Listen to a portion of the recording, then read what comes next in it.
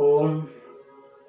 आज आपके बीच में एक विशेष विषय कोरोना से जंग, योग और आयुर्वेद के संग इस विषय को लेके आए हैं। तो चलिए इस विषय पर हम अब चर्चा प्रारंभ कर लेते हैं। तो प्रारंभ करते हैं पावन ओंकार की ध्वनि से और फिर हम आज के ये जो विशेष विषय कोरोना से कैसे लड़ा जा सकता है, अपनी इम्यूनिटी को कैसे हम इतनी मजबूत बनाएं, इतना बूस्ट करें कि ताकि संक्रमण का खतरा हमारे शरीर पर हो ही ना। यदि संक्रमण चारों तरफ फैला भी हुआ है, उस बीच में हमारा जाना भी होता है, तब भी हमारे शरीर में कोरोना का वायरस हमारे शरीर में अटैक ना कर पाए। इसके लिए हमारे सारे अंग वो पूरी तरह से मजबूत होने चाहिए। हर अंग की प्रतिरोधक क्षमता मजबूत होनी चाहिए, पूरे शरीर की रोग प्रतिरोधक क्षमता अच्छी होनी चाहिए। तो इसके लिए हम अभ्यास करते हैं। आज के कुछ विशेष अभ्यासों को लेके आपके बीच में जो आए हैं वो सब की हम चर्चा करेंगे। तो सबसे पहले पावन ओंकार की ध्वनि।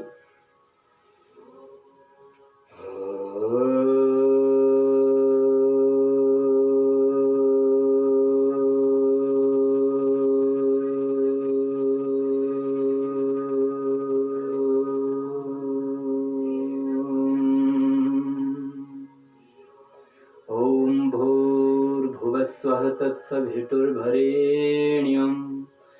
भर्गो देवस्य धीमहि धियो यो नः प्रचोदयात्। ओम शांति शांति शांति। कोरोना एक विश्व महामारी जिसे आज मात्र भारत ही नहीं पूरी दुनिया जूझ रही है। तो इस महामारी से कैसे बचा जा सकता है, इस संदर्भ में हम योग और आयुर्वेद में हमारे ऋषियों की जो ऊंची पावनी विद्या है, इसमें किस तरह से उसका समाधान हम खोज पाते हैं। तो हमारे ऋषि मुनियों को पहले ही आभास था कि देश दुनिया में ऐसी खतरनाक व्याधियां बीमारियां आ सकती हैं। तो इसलिए उन्होंने कहा न तस्य रोगो न जरा न मृत्यु प्राप्तस्य योगाग्नि में श्रीणु। कभी कोई रोग नहीं आएगा यदि आप योग की अग्नि में अपने शरीर को तपा देते हैं। तो कुछ विशेष अभ्यास हैं जो हम बताने का आज प्रयास करेंगे। तो जिनको कोरोना से बचना है या अपने इम्यूनिटी को जिनको मजबूत करना है, तो पहली बात तो है कि वो सूर्य नमस्कार करें। सूर्य नमस्कार करने से व्यक्ति के शरीर की संपूर्ण शरीर की इम्यूनिटी मजबूत होती है। एक तो सूर्य नमस्कार कम से कम 12 से 25 बार तक सब व्यक्ति करना शुरू करें। बच्चे हैं, जवानों को तो और भी ज्यादा करना चाहिए। जवानों को सूर्य नमस्कार 100 बार करना चाहिए और थोड़ी सी जिनकी शरीर में और भी जवानी उमड़ रही है तो उनको करीब 200 से 250 बार तक सूर्य नमस्कार प्रतिदिन करना चाहिए।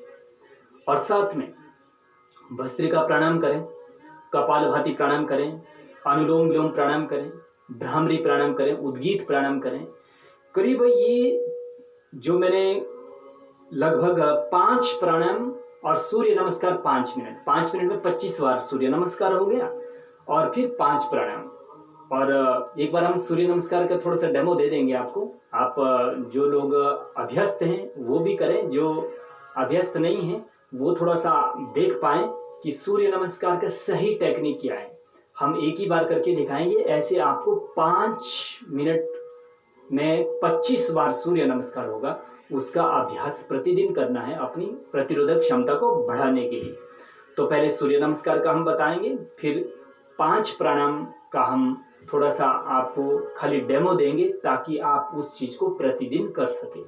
तो 5 प्राणायाम में पहला प्राणायाम करने से पहले जो सूर्य नमस्कार का जो हम अभ्यास बताने वाले हैं, तो सूर्य नमस्कार के लिए अपने स्थान पर खड़े हो जाते हैं।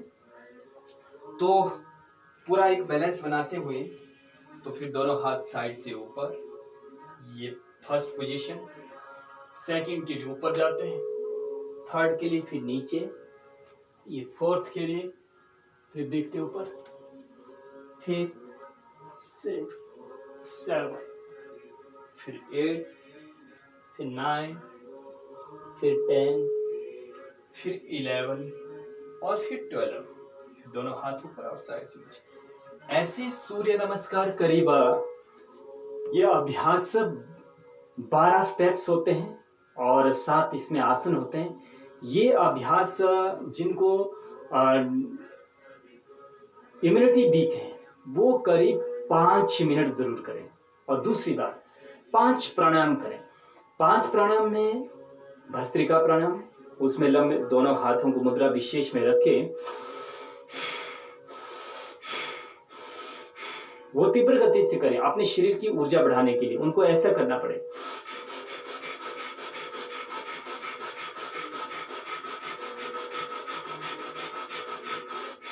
करीब 2 से 5 मिनट ये भस्त्रिका प्राणायाम करें। फिर कपालभाति,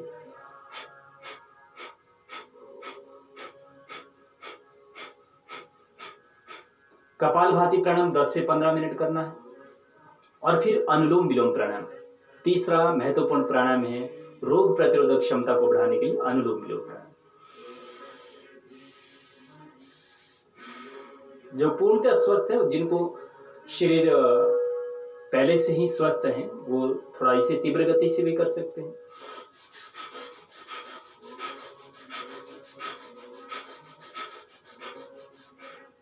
ये अनुलोम विलोम। फिर अनुलोम विलोम प्राणायाम के बाद फिर भ्रामरी, इससे स्ट्रेस कम होगा, इससे सारे अंगों का जो तनाव है तनाव कम होगा। तनाव कम होने के कारण जो शरीर है के सभी अंग है वो स्वस्थ होना शुरू हो जाएंगे, तो ताकि आप पर कोरोना का भी कोई असर ना हो पाए।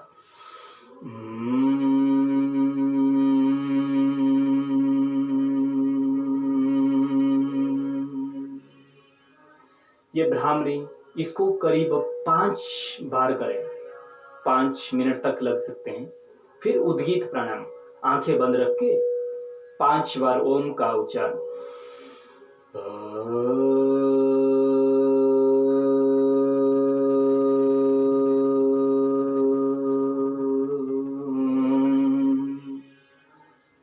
पांच बार ओंकार का उच्चारण करने के बाद फिर 5 मिनट ध्यान करें, आंखें बंद रखते हुए सांसों पर ध्यान टिकाते हैं। पूरे शरीर को सहज शिथिल रखते हुए शरीर के एक एक अंग पर ऊर्जा का एहसास करते हुए ऐसे 5 मिनट अभ्यास करने के बाद हथेलियों को रगड़कर आंखों पर अंजन सा कर लेते हैं। तो ये तो हमने व्यायाम और प्राणायाम का अभ्यास करा। जिनकी प्रतिरोधक क्षमता कम है, कोरोना से बचने के लिए ये बहुत आवश्यक है। 5 मिनट आपको सूर्य नमस्कार करना पड़ेगा और 5 आपको प्राणायाम करने पड़ेंगे। और 5 प्राणायाम को भी कम से कम 5-5 मिनट तो सबको करना ही पड़ेगा। अगली बात, फिर कुछ अतिरिक्त आसन भी होते हैं, जैसे शीर्षासन है, सर्वांगासन है, हलासन है, चक्रासन है, पश्चिमोत्तानासन। एक बार मैं थोड़ा सा करके वो भी बताऊंगा। जैसे शीर्षासन के लिए आप इसमें ये शीर्षासन,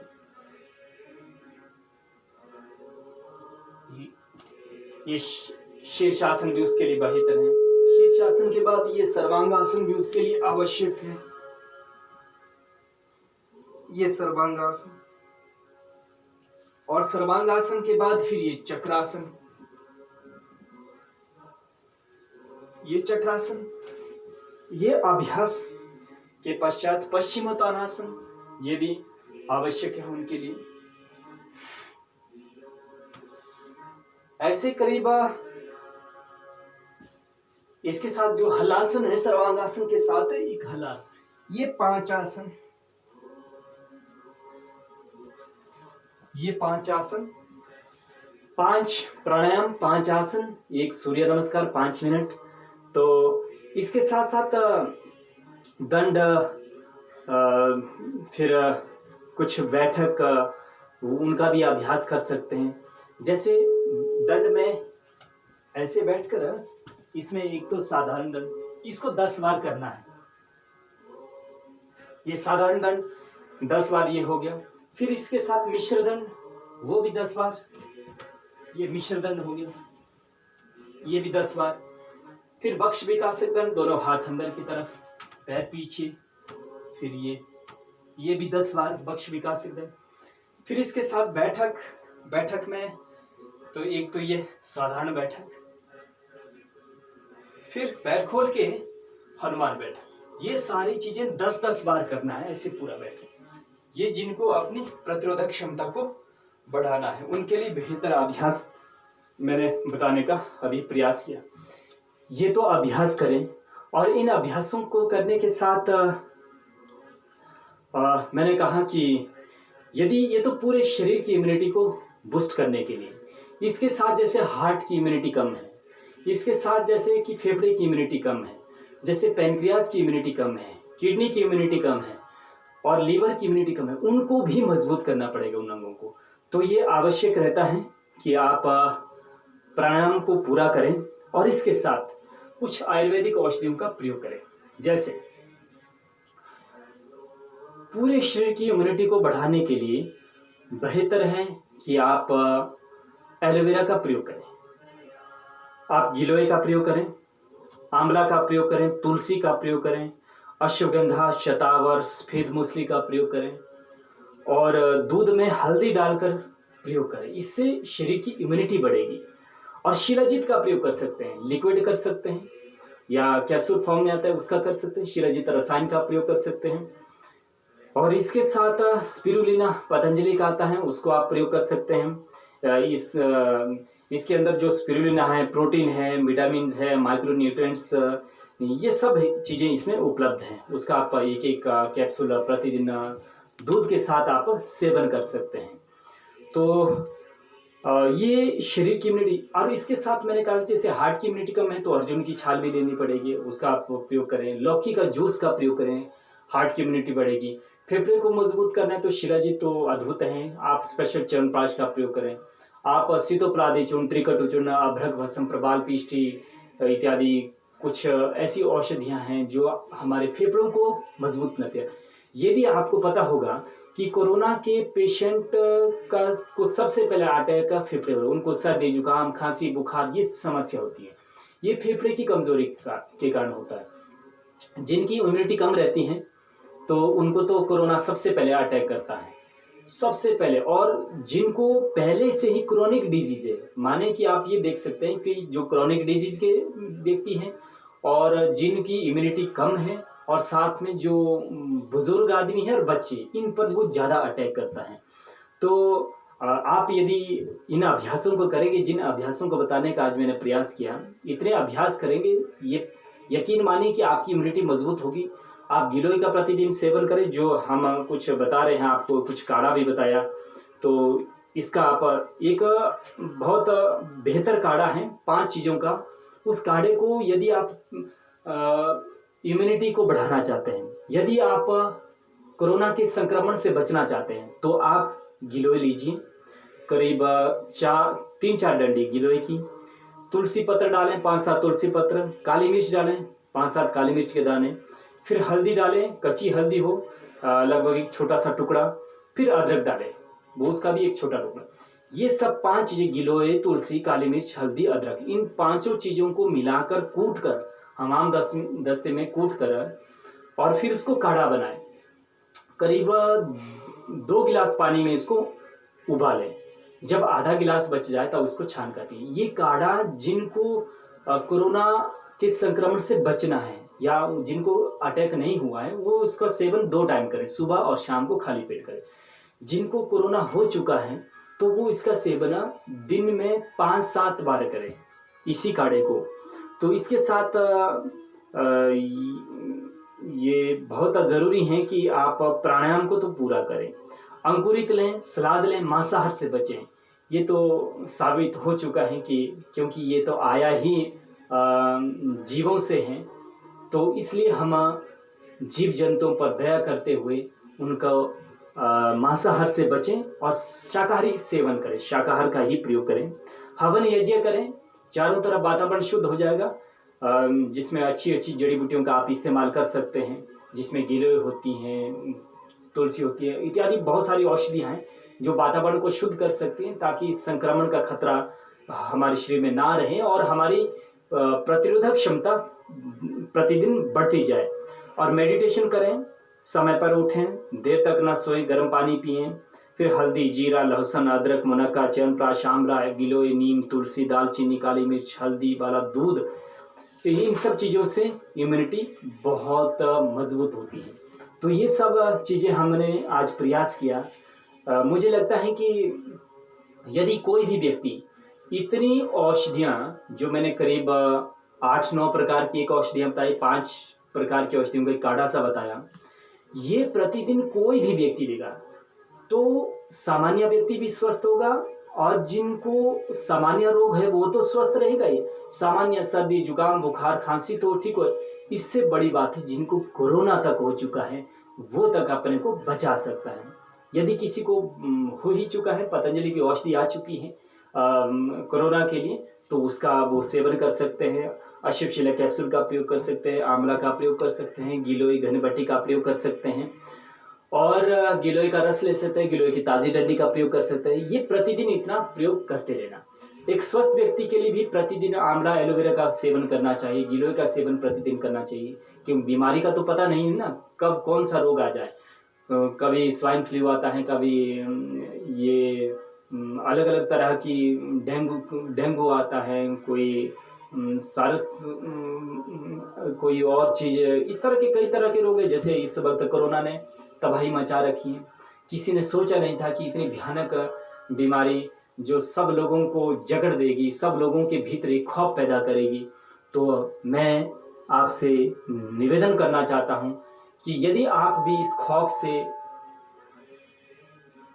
अपने आप को भयभीत कर पा रहे हैं तो आप बाहर निकल सकते हैं। बस जितनी चीज़ें मैंने आज बताने का प्रयास किया उसको प्रॉपर फॉलो करें, और ये निश्चित है कि आप अपने को स्वस्थ रख पाएंगे और दूसरों को भी स्वस्थ करने के लिए प्रयास कर सकते हैं। तो बस आज इतनी ही बात कहता हुआ अपनी बात को यहीं विराम देता हूं। तो आप रोज़ ये जो मैंने काढ़ा बताया, आप स्वस्थ हैं, प्रिवेंशन के तौर पर, प्राथमिक उपचार के तौर पर भी ले सकते हैं, और बचने के लिए हमें ये बीमारी हो ही ना, इसके लिए पहले करें से इसका प्रयोग करें। दूध में हल्दी डालकर रोज़ शाम को सेवन करें, ये बहुत आवश्यक है। उसमें थोड़ी सी हल्दी भी, शिलाजीत भी डाली जा सकती है, और साथ में गिलोय, सुबह गिलोय, रात को दूध में हल्दी। यदि आप खाली 2 चीज़ों का भी प्रयोग करेंगे और 5 प्राणायाम करेंगे और 5 मिनट सूर्य नमस्कार और लगभग 10 मिनट दंड और 5 मिनट बैठक, इतना भी अभ्यास करेंगे तो आप पूरी तरह से स्वस्थ हो सकते हैं। आपके स्वास्थ्य की पूरी गारंटी योग और आयुर्वेद में है। तो इतनी बात करता हुआ, तो आप सब जो भी भाई बहन मुझे देख पा रहे हैं, सुन पा रहे हैं, आप सब से निवेदन है कि यदि आपको ये सब जानकारियाँ अच्छी लगी तो ये औरों को भी शेयर करें, और अपना जो YouTube चैनल है उसको भी सब्सक्राइब करें और बेल आइकन की घंटी दबाएं। इसी के साथ अपनी बात को यही विराम देता हूँ। ओम सर्वे भवन्तु सुखिनः, सर्वे सन्तु निरामयाः, सर्वे भद्राणि पश्यन्तु मा कश्चित् दुःखभाग् भवेत्। ओम शांति शांति शांति। इसका जो आप अभी देख पा रहे हैं, इसका लिंक आपको फेसबुक जो मेरी प्रोफाइल है तो उसमें आपको मिल पाएगा। भुवनेश योग प्रचारक योगाचार्य के नाम से जो फेसबुक में अपनी आईडी है, उसमें प्रोफाइल में जाकर वहाँ आपको ये लिंक मिलेगा, और वहाँ से फिर यूट्यूब पर आपको ये वीडियो उपलब्ध होगी। और इस तरह से प्रतिदिन नए नए विषय को लेके हम आपके बीच में लाइव भी रहते हैं, फेसबुक लाइव पर रहते हैं, और वही वीडियो आपको यूट्यूब पर भी मिलती रहेगी। किसी भी रोग विशेष पर जानने के लिए आप वहाँ से सर्च करके देख सकते हैं। तो इतनी बात करता हूँ। सभी को प्रणाम, सभी को ओम शांति।